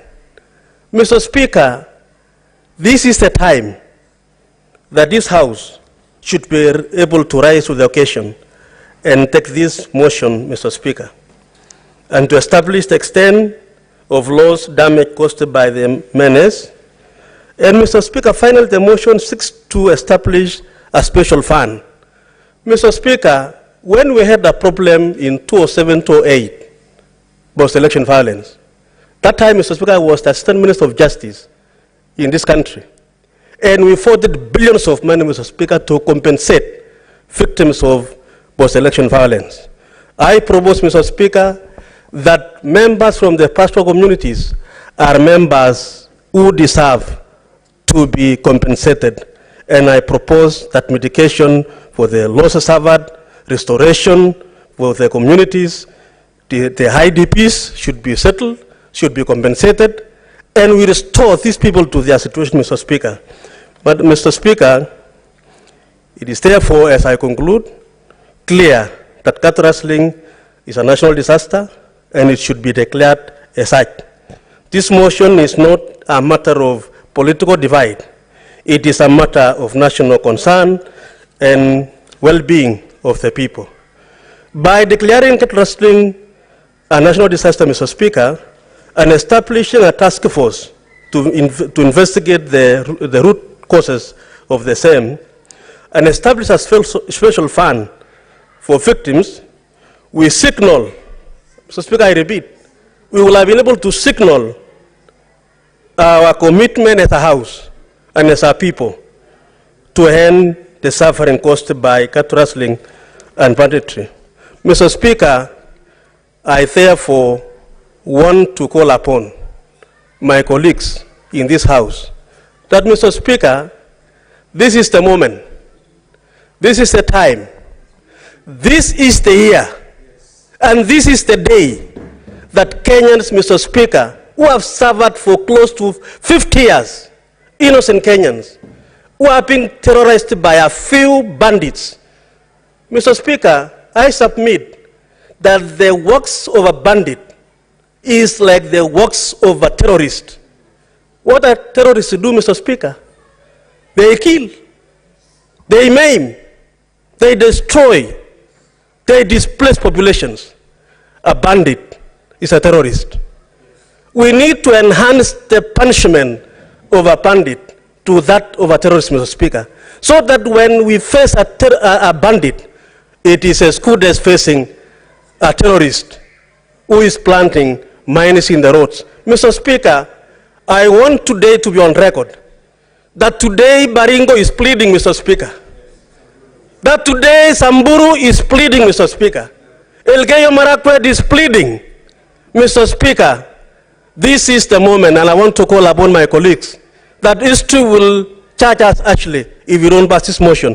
Mr. Speaker, I want to speak to my people in Baringo that I'm the chairman of security in this House.